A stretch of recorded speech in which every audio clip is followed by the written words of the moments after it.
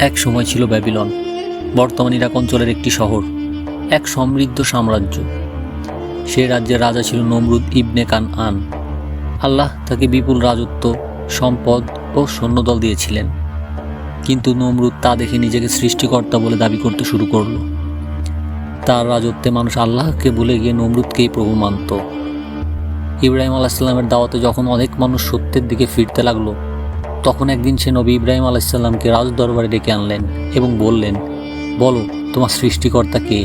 ইব্রাহিম আলাইসাল্লাম বললেন, আমার রব আল্লাহ, যিনি জীবন দেন এবং মৃত্যু দেন। অতঃপর নমরুদ দুজন বন্দীকে আনলো। সে একজনকে হত্যা করল আর একজনকে বাঁচিয়ে দিল। তারপর বলল, দেখো, আমি জীবন দেই আর আমি মৃত্যু দেই। কিন্তু আল্লাহর প্রেরিত নবী ইব্রাহিম আলাইসাল্লাম তার সামনে দাঁড়িয়ে বললেন, আমার প্রভু সেই সত্তা, যিনি সূর্যকে পূর্ব দিক থেকে উদিত করেন। তুমি পারলে একে পশ্চিম দিক থেকে উদিত করো। নমরুদ নির্বাক হয়ে গেল। তার কোনো উত্তর ছিল না। তবু সে সত্য অস্বীকার করল। তার অহংকার আকাশ ছুঁয়ে গেল এবং সে ক্ষুব্ধ হয়ে বলল, এ লোককে আগুনে পুড়িয়ে দাও। বড় এক চুল্লি তৈরি করা হলো। বহুদিন ধরে কাঠ জ্বালিয়ে ভয়ানক আগুন তৈরি করা হলো।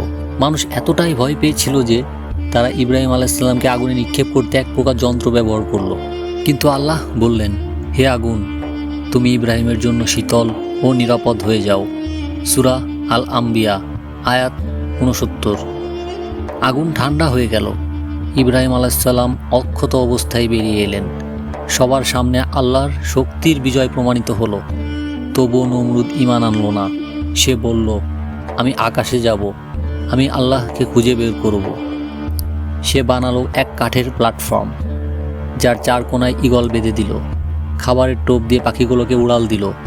ওপরে উঠতে উঠতে সে আকাশের দিকে তাকিয়ে চিৎকার করলো, আল্লাহ কোথায়? কিন্তু সে বেশি উপরে যেতে পারল না। নিচে ফিরে এলে দেখল তার রাজ্য ধ্বংস হয়ে যাচ্ছে। অবশেষে আল্লাহ তার রাজত্বে পাঠালেন এক ক্ষুদ্র মশা। একদিন সেই মশা ঢুকে গেল তার নাকে, মাথার ভেতর বাসা বাঁধল। নমরুদ পাগলের মতো চিৎকার করতে লাগলো।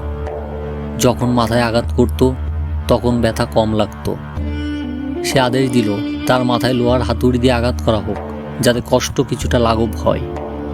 দিনের পর দিন, বছরের পর বছর সেই কষ্ট ভোগ করল। অবশেষে একদিন এই ক্ষুদ্র মশার কারণেই তার মৃত্যু হলো। ইব্রাহিম আলাইসাল্লামের ধৈর্য ও ঈমান প্রমাণ করে দিল, আল্লাহর সামনে কেউই মহান নয়। তিনি যাকে ইচ্ছা উঁচু করেন, যাকে ইচ্ছা নামিয়ে দেন।